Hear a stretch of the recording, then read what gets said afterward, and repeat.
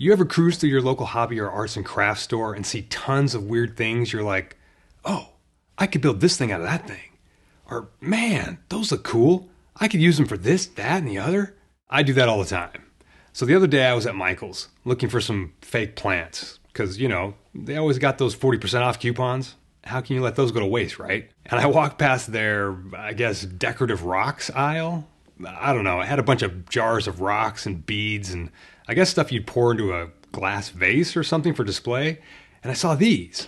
Yeah, multicolored chunks of glass that weren't rounded off like beads or anything like that. And I immediately thought they looked like crystal shards or ice.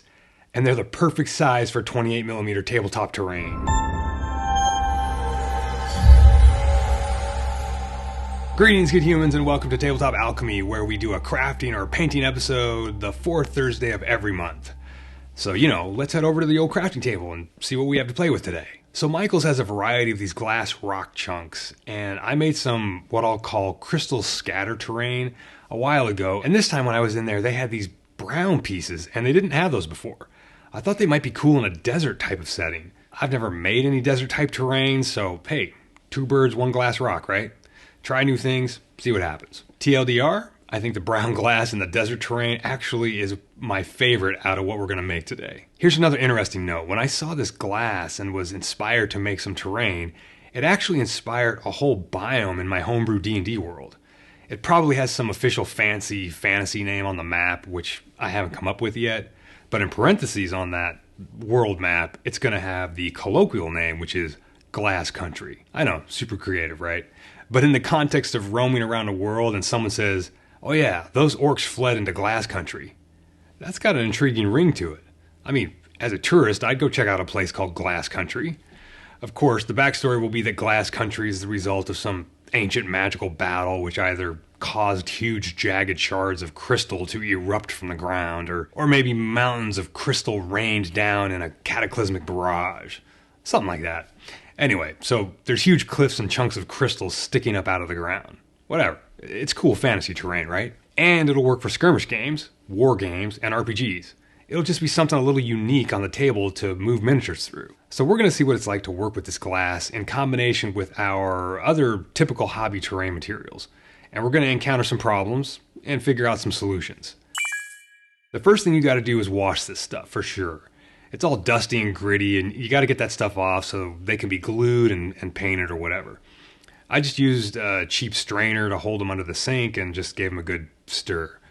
Work in small batches to make them easier to work with, and then I just laid them all out on a beat-up cookie sheet I keep around for hobby stuff. After they're washed, I separated the chunks into various piles by size and color. Now, before I started actually building pieces, I wanted to experiment a little bit with adhesive. I.e., how is this glass going to get stuck to the terrain? As I mentioned, I made a batch of crystal scatter terrain pieces a while back, and I learned a few things that time. The most important of which was how the glass, being transparent, allows the surface the glass is pressed against or glued to show through.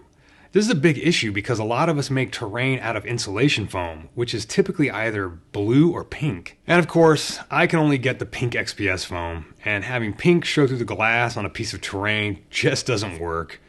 And in, say, non-snowy or non-frozen terrain, having white show through the glass doesn't really work either. I did a couple tests off camera where I just glued some pieces of glass to some pieces of foam in various ways. Obviously, super glue is a non-starter because it eats XPS foam, so the other options I tried were hot glue, Gorilla Glue, and even straight up terrain paste, because that stuff typically dries pretty hard and usually locks in tiny rocks and stuff, so I thought I'd give it a try. I also tried spackle and Mod Podge. So the bottom line is, hot gluing the glass directly to the foam actually works the best, but it's not infallible and it has that problem of seeing color through the glass. Gorilla Glue works like a champ, but that stuff foams up as it cures, so it's pretty hard to find a way to lock the chunk of glass down while the glue foams and cures. And it's root beer colored, but it's also semi-transparent, so you still get some color bleed through the glass. I put some brown and black tinted Mod Podge onto the foam and let that dry, and then I hot glued the glass to that, and that seemed to work. But you'll see later that it doesn't work 100% of the time, but I'll show you how to fix it. This technique, in the end, I think is the most promising. other than, of course, being able to just super glue the glass down to an actual surface like cork or MDF, which that actually works great, but you do have that issue with the color if you don't, if the cork is too light or, the MDF is too light or not the color you want to be seen through the glass, then you have this issue of trying to cover it with another substance. The terrain paste and spackle were complete nonsense because under the glass, the goop has no way to dry. So while it dried on the surface, under the glass, the goop was still wet after like 4 days. I did also try just putting brown paint down and gluing to that, and it kind of worked, but in a lot of cases, you don't want to glue to a layer of paint because then the bond is only as strong as the paint bond, not the glue bond. But sometimes it can work. I mean, painting it directly onto the foam, the foam is porous, so the paint kind of goes down in there and it kind of still leaves room for adherence. So maybe it works. I'm not sure. But I guess that's what you want to tune into these videos for, is to have me tell you how to not really do something. All right, let's get into the build. So first thing, you got to cut out some bases from your preferred basing material. I'm using Centra here, but of course MDF or straight foam are typical bases. I got a whole video on why I use Centra. Pachow! I've always wanted to steal that make an homage to Tabletop Minions and Uncle Adam. So there, I did it. Now I'll have to come up with my own thing. Anyway, I just cut out a bunch of random shapes, all in a basic scatter size, roughly 3 by 6 inches, and then beveled the edges, and then gave them a once over with some 320 grit sandpaper. Side note, I shot 75 minutes of footage for this cutting and sanding bit. I have got to get better at this crafting video production, because that's nonsense. That's way too much footage. Anyway, now we got some bases, we can start putting some foam down. Always try to keep in mind how miniatures will fit or stand on your terrain. I tell myself that all the time and somehow I always forget. Anyway, I just chopped some foam up. I'm using 1/2 inch XPS and I just hot glued some pieces down on various parts of the base plates and then trimmed slopes into the foam to blend it into the base perimeters. And then of course we got to sculpt those chunks of foam into chunks of rock. I did my typical slash and scrape with a hobby knife and did some texturing by pressing rougher pieces of that glass into the foam and rolling it around and stabbing it in here and there, and that seemed to work pretty good.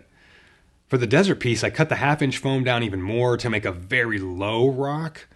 Oh yeah, I guess I should mention what my actual fabrication plan is. I'm going to make a piece of forest or green grassy type of terrain, a piece of desert terrain, and a couple pieces of snowy terrain, which I've also never done as far as terrain goes. And after this experience, I dislike miniature snow almost as much as I dislike real snow. It's not that bad.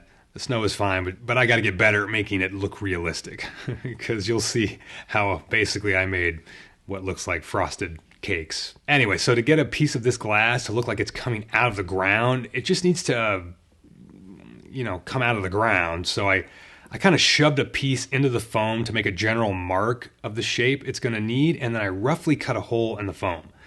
I do try to make it as snug as possible, so I err on the side of cutting out too little and then carving out little bits as I need, because you really want the glass to be flush with the foam, but that's also virtually impossible, and also not super duper important.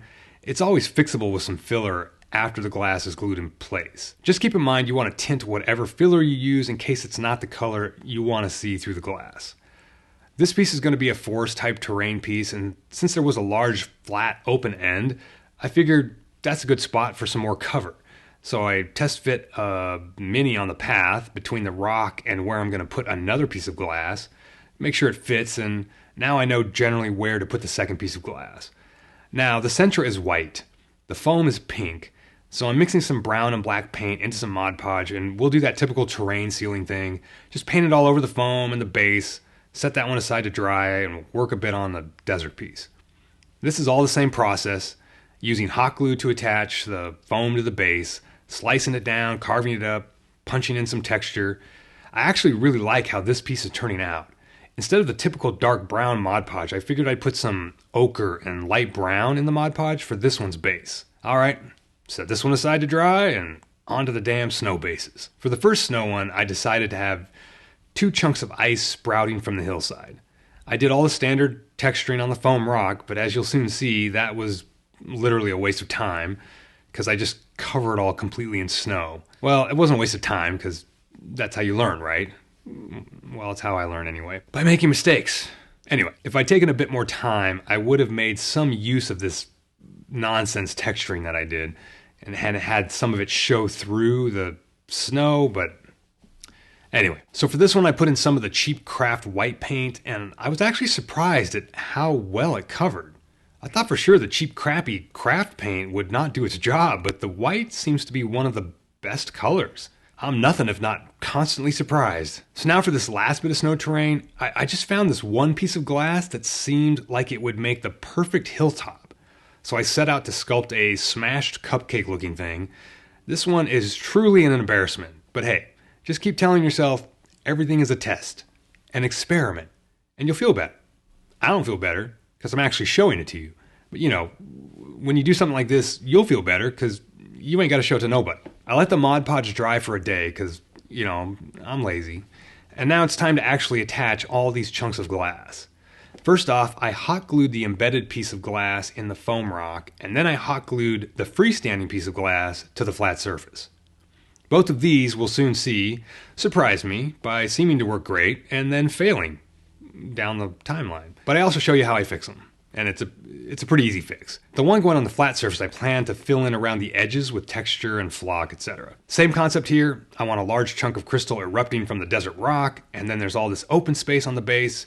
I figured there's always rules for rough terrain in most games, and this container of brown and white glass came with a bunch of small shards, so I thought it'd be cool to have a bunch of smaller pieces cluttering up one side of the scatter piece. Now you'll see even more of my wasted time. I mean experiments. I'm putting down a mix of Mod Podge and beach sand with a little fine-grained flock for flavor. Look at that! Alliteration, even in a crafting vid. I figure I'll try letting the Mod Podge itself be the glue for the little pieces, so I just stick them in there and then sprinkle on a few bits of coarser debris, pay attention to my scientific technique here, and I set that aside to dry. For the foresty base, yes, foresty is a word, I just smithed it. For this one, I have a pretty standard recipe of gray craft paint going over the dark Mod Podge and some dark green for the non-rocky areas. Again, this is mostly an undercoat to hide any off colors under the flock and as a base for dry brushing the rock. I slapped down a little bit of a lighter green where I think there will be like a walking path sort of thing. I put the glass cherry on top of the stupid melty cake thing, and the sand goop seems great for the snow bases as well, even though it's not really necessary. It does allow me to blend the melted cake into the flat base though. I hot glue the ice shards into the better looking snow piece, and they look pretty cool coming out of the white rock. Time for some dry brushing on the forest stone, typical light grays and whites, and then it's time to break out the Citadel washes. I like putting down the Nuln Oil and Agrax Earthshade in different places, and my favorite is the Athonian Camo Shade, kind of a green-brown that I like the look of on rocks sometimes. I add some Seraphim Sepia in spots too, just to really make the rock colors look random. Let's do some tan and white dry brushing on the desert rock. Man, I really like how this one is turning out. I go with the same mix of washes, except I stay away from the camo shade this time. For the snow bases, I just water down some of the white craft paint and slap it on to get that kind of recessed snow sort of look, which again won't matter because of how much I flock the piece in the end. Speaking of snow flock, I've got these two products that I haven't hardly ever used. This stuff from Green Stuff World is sparkly, good for like ice dusting or adding sparkle to the top of white snow. This stuff from Huge Miniatures is really interesting. It somehow exists in these actual little snowball shapes. They look really good for snowdrifts, I think, but they can also be easily broken down into mush. I will say one thing though about this stuff. Wear a respirator or some kind of dust mask when using it. It's like finely ground fiberglass or something, and it gets everywhere. And it's very light, so it floats in the air. I was a little horrified when I realized this, so I just want to put that out there. I'd be real careful when using it. I used some watered down PVA glue to add some darker muddy texture to indicate a sort of worn path in the snow. Then I used more of the watery PVA glue to add the snow texture. I just kept adding that stuff, and eventually I just covered the whole rock piece with it and banked it up around the glass piece on the flat end. I frosted the stupid cake, which actually made it look even more like something from Dolly Madison, and I made sure to fill in the gap between the foam and the ice chunk on the top. I added more of the sparkly stuff across the snow and thought it might be cool to put some of those ice sparkles on the very top of the actual glass piece too, like frosted ice or something. Using the watery PVA, I put some green flocking on the upper surfaces of the forest rock. I do really like terrain that has rock peeking out from under grass and stuff. You know, it's like moss or whatever. I just like that look a lot, and so I do this quite a bit on terrain pieces. I have various types and textures of flock, and here I'm going to fail you as a YouTuber. I don't know what brands or types of flock these are, because I usually take the stuff out of its commercial packaging and put it in my own containers. My apologies for that. I do have the typical Woodland Scenics brand stuff, but I like some of the products I've gotten from a German company and some other places a lot more. I'll try to find the names and put some links down below, but I'm really sorry, but no promises, because I have to like try to track them down. I don't know if I remember. Anyway, we'll see if I can find them for you guys. So I put a mix of different flocks down, including some brown stuff for the path. And here, where I'm about to proudly show off the piece, the glass pops right out of the foam. From looking at it, the hot glue adhered perfectly well to the Mod Podge and foam, but cleanly separated from the glass. I have my test piece still that was glued the exact same way, and it's really locked into the foam. So all I can think of is that each piece of glass is probably different insofar as how much texture it has for the glue to bite into. And here you can see the freestanding piece has also come loose. Damn it. But you know what you reach for when all else fails. That's right. Super glue fixes everything. I was a little concerned about using the CA glue on the foam, but the foam seems to be totally sealed by the Mod Podge, so I decided to try it. I dropped a bunch of extra thick CA glue into the hole in the foam, jammed that glass back in there, and did not use any accelerant. I think Kicker would have totally eaten into the foam through the Mod Podge. I don't know that for sure, but I didn't feel like risking that to save a few minutes of drying time. I also used super glue to reinforce the freestanding piece of glass, and it all worked exactly like it was supposed to. I just added a few bits of foliage and flocking to cover up the seams. I think it looks great. On the desert piece, I wanted to add some actual red sand I found in my Pile of Opportunity Terrain edition, and I used it to blend in the edges of the desert stone. I've had this bag of gross looking lichen for ages, and I thought a couple bits of this would make appropriate dried up desert vegetation. But less is definitely more with this stuff for sure. Gamer Grass makes some great products I like to use. Again, no sponsorships here. They don't even know I exist. But I have some of this really tall stuff that I don't use much on mini bases because it's so tall. But this seemed like a perfect application for it, so down it goes. Of course, no terrain is complete without some tufts from Army Painter, right? You gotta put them in there. It's like mandatory or something.